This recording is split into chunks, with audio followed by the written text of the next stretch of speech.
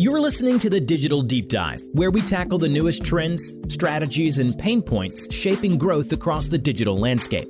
From Amazon and D2C to international expansion, join our host and e-commerce leaders across multiple industries for in-depth discussions on how to maximize your brands in the digital arena. Now, here's your host, Aaron Conant. Well, hello, everyone, and welcome back to the Digital Deep Dive podcast. I'm your host, Aaron Conant, and just looking forward to a great conversation today with a longtime friend, James Thomson. He is, I would say, one of the people I enjoy talking to the most across the digital landscape. A lot of focus on Amazon in our conversations, and today that conversation is around buy with Prime. You've had a lot of different stuff you've done in your past here, a variety of stuff. And I know a lot of it's been in supply chain, but also, finding an Amazon agency, running that agency, a Prosper Show. But I'll kind of kick it over to you. James, if you want to, jump in, a brief intro on yourself and kind of your background, that'd be awesome. We can kick off the conversation. Sound good? Yeah, thanks, Aaron. I'm James Thomson, formerly an academic, then a banker, then a consultant, and I ended up going to work for Amazon and spent about 6 years there, left Amazon and spent the last 8 years of my career building an Amazon agency. I left the agency only a few weeks ago, but nonetheless, still very much immersed in Amazon issues. How do brands grow themselves on Amazon? How do brands grow beyond Amazon? The kinds of challenges that brands have with e-commerce certainly, first and foremost, start on Amazon, but nonetheless, brands need to be thinking about a holistic e-commerce strategy. And so the conversations you and I have had over the past focus on what are all the cool new technologies or approaches that brands are taking to make themselves more ready for e-commerce. And certainly today's topic, buy with Prime, is one area where does logistics fit in, and how do brands need to think about logistics beyond the Amazon platform? So looking forward to our conversations today.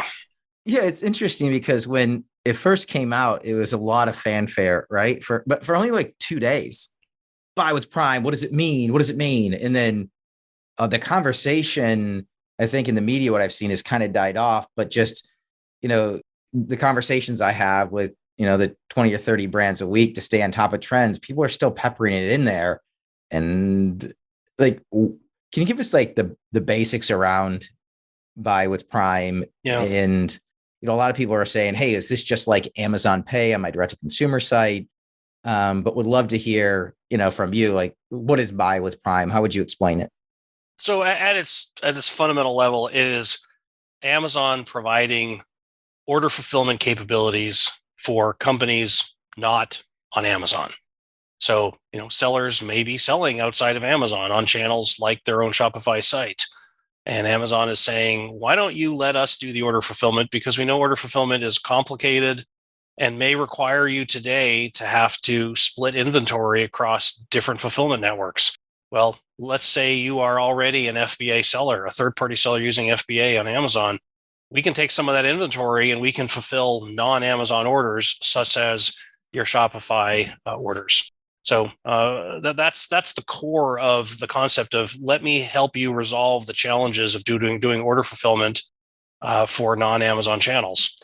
There's a lot of complexity around what that actually means for brands, what that actually means for Shopify, and what that actually means for Amazon. But before we go into those details, I think it's worth saying something here. These issues of how brands need to prepare themselves for e-commerce, they've been there for a long time. Amazon has been doing a lot of things to prepare themselves for this announcement, but whether the announcement is made a couple months ago or is made again at some point in the future with Amazon providing more details, fundamentally, brands need to be thinking about how do they prepare themselves to be able to sell off of Amazon? How do they de-risk what they're doing on Amazon? What do they need to do to get excited about logistics, an area that is often not front and center for a brand executive who's thinking about how to grow their business? These issues are still there. Amazon's just simply saying, hey, we want to make it a big announcement, but quite frankly, we could make this announcement at any point, and brands should be asking lots of questions leading up to and long after that announcement. No, I 100% agree. The thing that comes to mind for me is when we hit Q4 and brands have to scale back, they're only allocated so much inventory space if you're a non-giftable brand. Yep. And then here's Amazon saying, oh, by the way, like, we know we don't have capacity at these key times of the year, but we're going to promote that we have the capability to ship even more. We'd love to hear, like, do they have enough space? Have they grown their warehouse space enough? Their fulfillment center space enough, I should say. So Amazon's last quarterly earnings, they made very clear that they had too much warehouse capacity. Now, is that too much warehouse capacity for Q1, Q2, Q3? Or is that also too much warehouse capacity for Q4, when naturally there's going to be more product in the warehouses anyways? My suspicion is that if Amazon is saying we have too much warehouse space and we're launching this Buy with Prime program, Amazon is acknowledging that they have too much space even to support just FBA demand. And so they're looking for ways to fill some of that demand, but they're also looking for ways to continue to be able to scale. Because let's be very clear, even if Amazon has a little bit too much capacity, they need to be anticipating future growth, but they also need to be anticipating that as they scale beyond what they then need themselves, that will help them to drive down their unit costs. Exactly what Amazon did with AWS. Okay, we got a bunch of computing capabilities. Let's build it up. Oh, wait a minute. If we build beyond what we need, we're going to be able to drive down lower unit costs, and then we'll sell that excess capacity to other people, much like what Buy with Prime is going to be able to do here. So the short answer to your question is, I do believe Amazon has excess capacity, but I also do believe that Amazon is looking for ways to be able to continue to grow its inventory space and its ability to do supply chain management for potentially other channels. So at its core, does a brand need to worry that Amazon may run out of space for it to do non-Amazon shipments in Q4? That is always a problem, always a possibility. And certainly Amazon has run out of space, 3 times during my tenure at Amazon, and 2 times since then, they've run out of space in Q4 for existing FBA sellers. I would think that Amazon is likely going to give preferential treatment to FBA orders over non-FBA orders. And so, yes, I think that there is a potential risk there, but let's not throw the baby and the bathwater out. If you're a brand today and you're, for example, on Shopify doing direct-to-consumer shipping, you've got your single 3PL, maybe it's your own internal warehouse doing order fulfillment, there's a lot of room for improvement. And even if that improvement isn't going to be consistently across 100% of your orders, 100% of the year, let's look for ways that you can make improvements to your fulfillment. Yeah, I hold my breath for brands to be even more.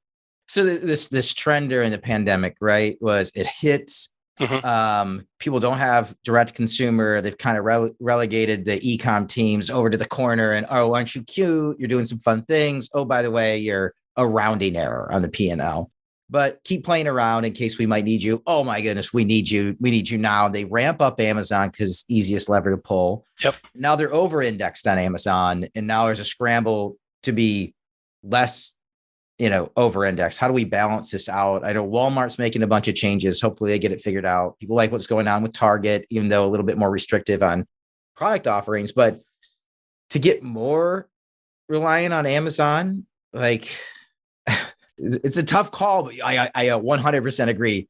If you're doing it all on your own, yes, or you're using a traditional 3PL, yes, to do the individual pick, pack, ship and try to handle it. I mean, just earlier this week, probably at the podcast just before this one, I had a conversation with Corey Aperian over at DaVinci around what it needs to look like, right? And it's not always in-house. It's being able to support growth across any place your products are being sold. But what's your kind of thoughts around? So let's talk about what it needs to look like. If you're a brand that's serious around doing direct-to-consumer online capabilities, what do you need to be able to do? And one of the scariest things that Amazon has done in the last 15 years is retrain consumers on what it means to get something quickly. First, Amazon launched Prime. Then they tightened up what Prime actually would be able to deliver, and they continue to tighten it up. And let's be honest. You're a consumer. I'm a consumer. We both buy on Amazon. If I don't get something within 2 days, I'm like, where's that stuff? Where is it? I remember when my parents used to order from the Sears catalog, and you placed your order, and sometime in the next, semester, you would get your stuff in the mail. We're now trained as consumers to expect stuff very quickly. And in fact, pre-COVID, Prime meant 2 days. It meant 2 days consistently, no matter where you were in the country. Amazon said, well, we actually want to invest to a level where Prime means 2 days all the time, but actually quite often 1 day. And again, let's put the massive COVID spike beside us for a moment. If I'm a brand doing direct to consumer on Shopify, and I can promise a consumer, you'll get your product sometime in the next couple of weeks because I'm doing order fulfillment out of my one warehouse in one location in the country. And quite frankly, I don't want to airship everything to you if you happen to be a long way from my warehouse. Yeah, you're going to get it sometime in the next couple of weeks. Well, consumers have been trained to expect stuff really quickly. And if I go on a DTC site and I've gone through, I figured out the products I want, I put it in my cart, I'm ready to pay, and lo and behold, what? It's going to arrive like next Friday? No, I need it like now. I need it in the next couple of days. First thing I'm going to do as a consumer is I'm going to go on Amazon and see, is this product already available on Amazon, or is something close enough to it already available on Amazon that I can have it by the weekend? Heck yeah, that's what I'm going to do. And so what the brand going direct to consumer is actually competing with is making sure that it can deliver something reasonably similar in time and consistency with what Amazon Prime can do. And so even if I've got great selection and a great customer experience on my DTC site, if I don't have shipping that aligns with what consumers have come to expect with Amazon Prime, lights out. It's not going to work. So put all of those issues around, well, gosh, doesn't that make Amazon stronger? Doesn't that make me more reliant on Amazon? What this actually is a wake-up call for brands to realize they need a fulfillment capability that moves well beyond what they're doing out of their single warehouse. And whether that means it's going to be as good as Prime, or at least move towards being better than sometime in the next 2 weeks, you'll get your product. Game on. Game on. So, there are 3PL networks out there that have 5, 6, 7 locations. There are some that even have several dozen locations. But figuring out how do you put together an offering if you're a supply chain organization that allows you to go to a brand that says, you know what, stop doing this imbecilic, we're going to fulfill everything out of the same warehouse where we build pallets and ship to our retail partners. No, you need a mechanism that allows you to ship orders out quickly and get them to customers within 2-3 days. And that's going to require brands to start thinking about e-commerce, not like just an extension of whatever they're doing with physical retail.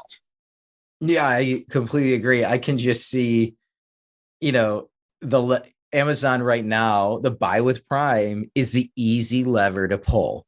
It's literally easy lever, just like Amazon at the beginning of the pandemic was the easy lever to pull. And now they're like, whoa, this is huge. It's a bigger part. It's margin dilutive. And who cares if it's 1% of my P&L? Now it's 20%, major impact on overall margins. And they're going to correct that. And then here we fast forward to a time where it's just perfect on Amazon's timing to roll this out. I want to examine this. People will jump in. This word easy, you said. I want to critique the word easy. Yes, it is easy. But the reason we do things that are hard is because they're hard. And the reason it's hard for brands to have 6, 7 locations across the country that are properly balanced with inventory to be able to do 2-day consistent ground shipping anywhere in the country is hard. But that's what brands need to work towards, or that's what 3PL companies need to work towards to be able to offer that to brands. And let's be honest, Shopify bought Deliver, and even if Deliver has lots of locations, they don't have anywhere near the capacity to be able to support all these Shopify sellers. And so how do you get to a point where consistently as a consumer, if I go on a website and it happens to be a Shopify hosted website, I know I'm going to get something quickly. Brands need to wake up and say, I need a solution. So short term, buy with Prime may be a nice solution in terms of being able to meet short-term needs with consumers, but brands need to be looking at longer term options that allow them to be able to say, yes, I want to become less dependent on Amazon, but it turns out there's not a lot of options out there that allow me to be able to do delivery of my orders about as well as Amazon Prime. So going down this path, then I want to talk a little bit about the larger companies because sure, I agree with you 100%, but it's usually a smaller or a mid-sized company that's able to make those pivots faster than the enterprise, right? To onboard somebody. Yep. And then it doesn't matter if you've got $1 billion to spend on your website, right? I agree with you. If they get to check out and it's not showing up for a week, they're not checking out, right? I mean, obviously right now it's a refrigerator. They may still check out, but I'm not, and in a CBG world, I'm not waiting 2 weeks. I'm not waiting a week. I want to know that when I hit order at 9:00 at night, that I'm getting it. Hey, your item's picked and shipped at 10:00 or boxed to go out the door. And that's, I can just see this happening again and again, where you all of a sudden have these brands that pop up out of nowhere, and the big brands who've got a ton of money to spend are like, how did this happen? Well, we've got the best website around. We've got all the tech. We got the best tech stack on the back end. We know where customer journey is. We got a CDP, but these guys are kicking our butts. And so big brands have, to use your term, someone's been kicking their butt on Amazon for a long time. Brands they've never heard of have been on Amazon eating their lunch, figuring out how to out merchandise them, how to perform better when it comes to organic search. Big national brands that have been around for decades do not have similar market share on Amazon that they might have in physical retail.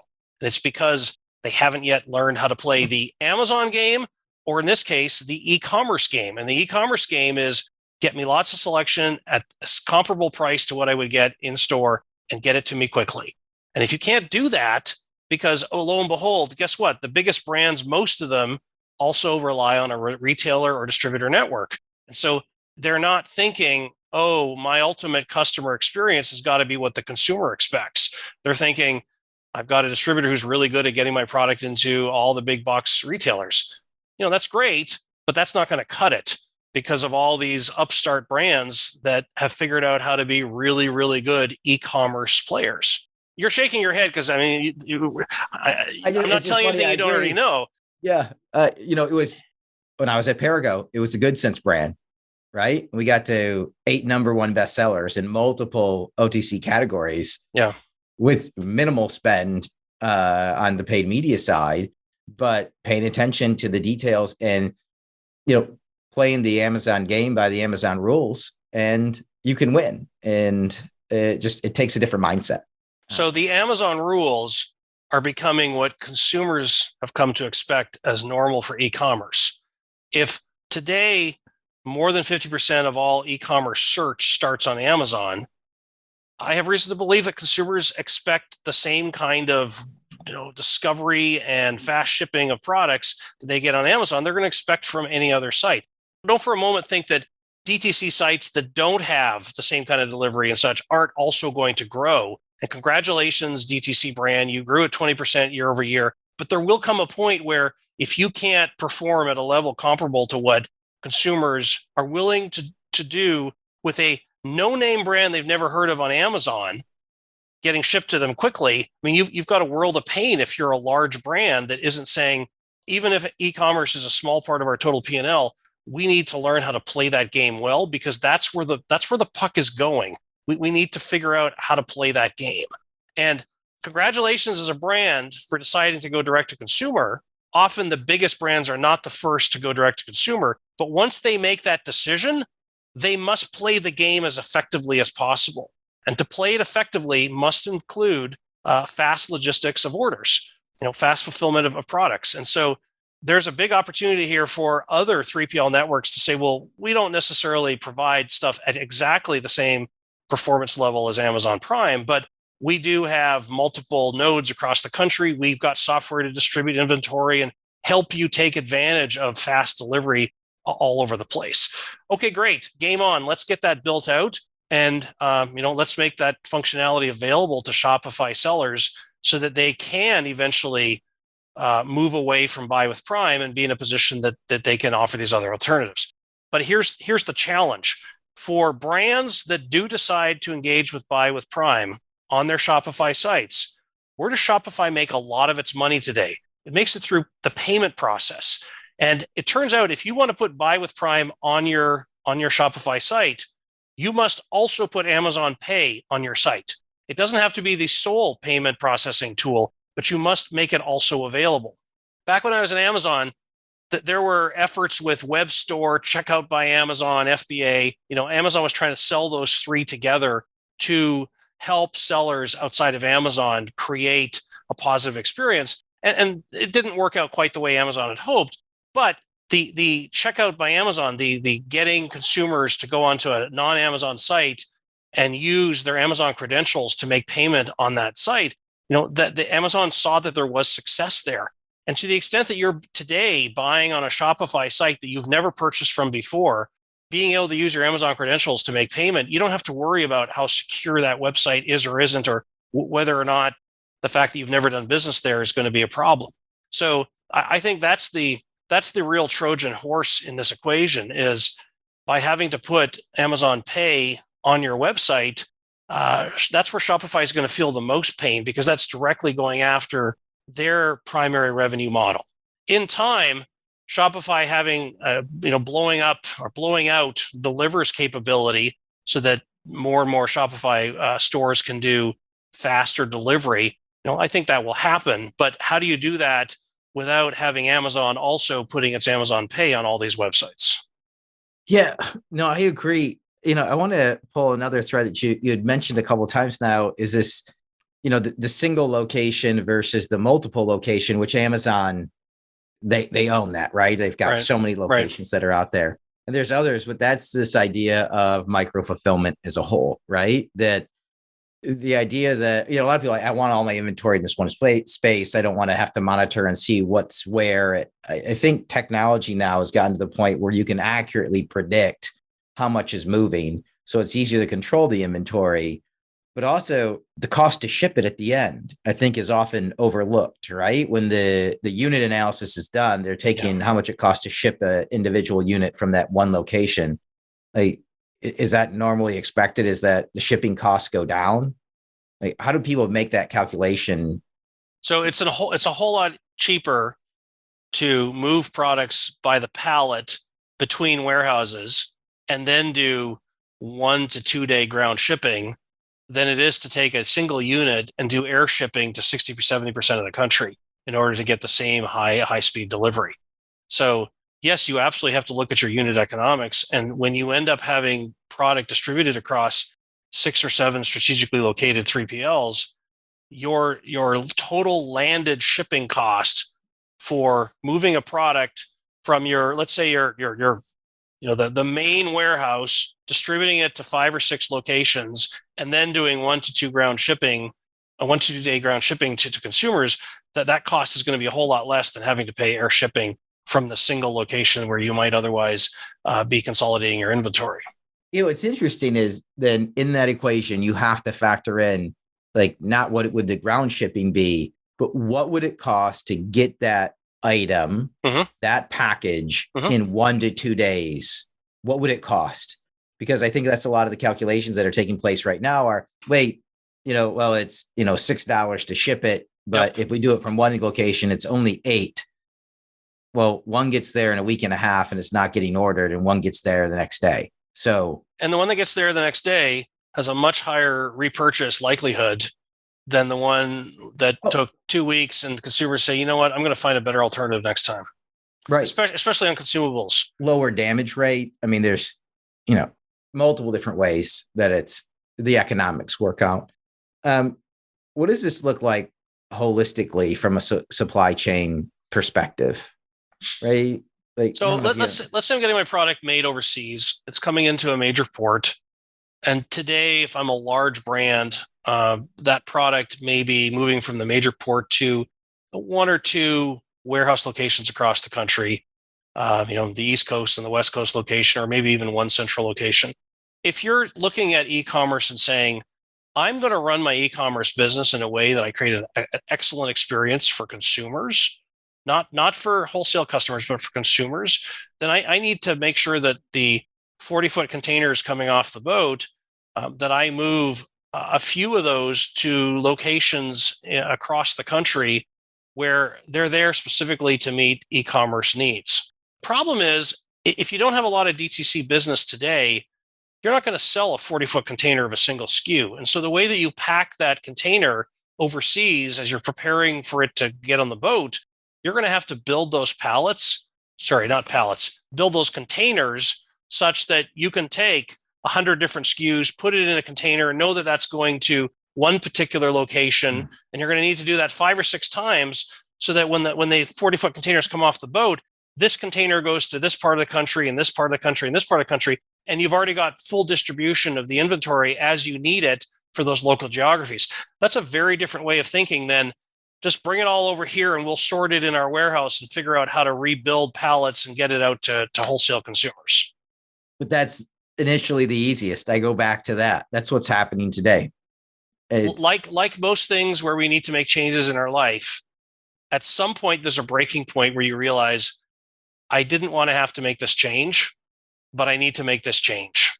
And often when you have that realization, it's too late.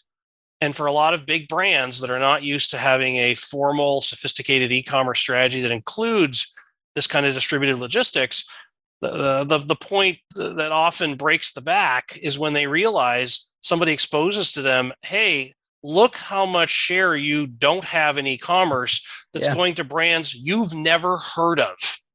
It doesn't matter that you've got 50 years of tradition and this is a brand that gets handed down from generation to generation. It doesn't matter, because some brand that grew up in e-commerce that knows how to play this game of getting products to the right places at low cost anywhere in the country, they're going to win, because it turns out they have more margin to merchandise and promote their products in e-commerce than any large national brand that's saying, well, we've got our typical percentages we use for brick and mortar, and we're going to apply some of that to e-commerce.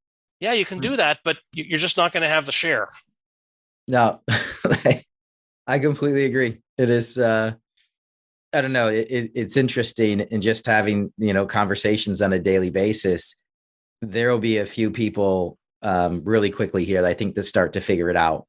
And it's on multiple fronts, right? I mean, the supply chain is getting, if you think about who are in positions today of leadership in the supply chain, they have to drastically change their mindset as much as marketers do, right? On the digital marketing side, where 10 years ago, it was next to nothing. And now the way you market in the places you're required to sell and how you're, the typical, 4 Ps are now, completely complicated from the way it was just a few years ago, but leadership needs to get on board with it. So if I want to be where my consumers are, not my customers, but my consumers are, being where my consumers are is also meeting the expectations of what my consumers have come to expect. When I look at a company like Shopify, seeing this announcement from Amazon, on the one hand, is this a bad thing? Long term, it's a terrible thing if Shopify doesn't figure out a way to create an alternative to Buy with Prime. Short term, if a bunch of their brands decide to use Buy with Prime, what Shopify has done is at least short-term patch the ability for them to be able to allow or to enable their sellers to be able to better meet consumers' expectations of fast delivery. But it cannot be a long-term solution, both for the issues around, do you really want Amazon to be part of every order that goes through a Shopify site? No, you don't. And you certainly don't want Amazon to be participating aggressively in the payment transaction part of the equation. But short term, until Shopify has a solution in place that says we have a means of being able to meet customer expectations around how quickly we can get products to them, either Shopify says we're going to figure this out centrally, or we're going to put a whole lot of pressure on all of our sellers to go find some other 3PL solution. That's a hard thing to ask of sellers to do individually, which is why it's really up to Shopify to find a way to create a medium-term alternative to Buy with Prime. Buy with Prime. So awesome. So what are you most excited about in this space as a whole? Logistics is not usually a sexy, exciting topic. It's often an afterthought for brands. Yeah. I love businesses that are behind the scenes that are part of every transaction. I'm thinking about order fulfillment. I'm thinking about reverse logistics. I'm thinking about questions around how do you do better optimization of port selection when you bring products in. A lot of these types of questions are issues that we may not have had to think about 3 to 5 years ago. But as the US ports, at least the primary ones, get completely filled up, we don't have enough ports in this country. So people are going to have to be nimble and say, I've got to figure out how to move products around so it comes in a boat. Some of it comes in a boat there. Some of it comes in a boat over there.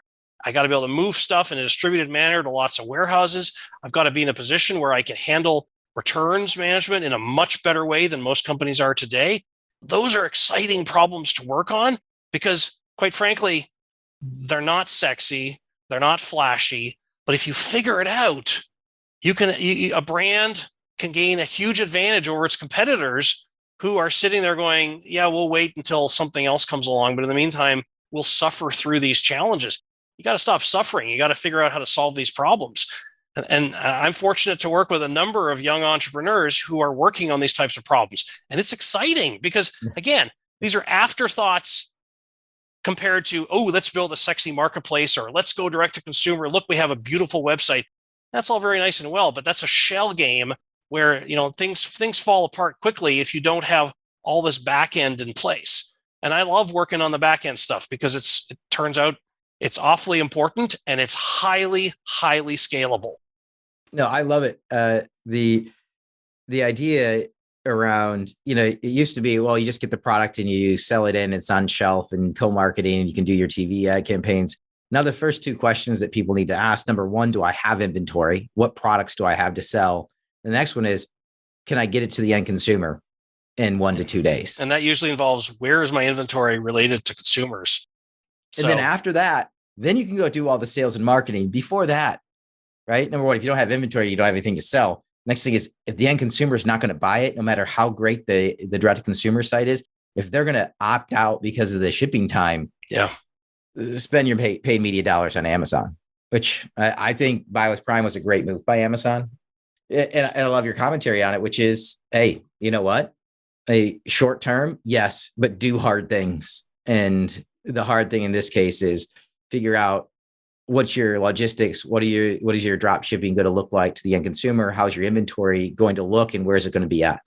Yeah, I mean, anyways, just James, as always, 100% love the conversation across the board. I encourage anybody to reach out to James on LinkedIn.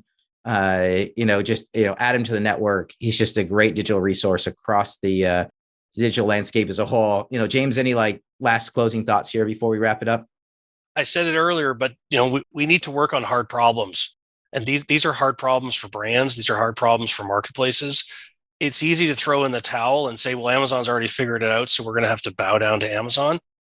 But let's not do that. Let's find ways to build alternatives and create high quality customer experiences. And if brands are serious about direct to consumer, they're going to have to invest in these questions, even if e-commerce is not a big part of their business today.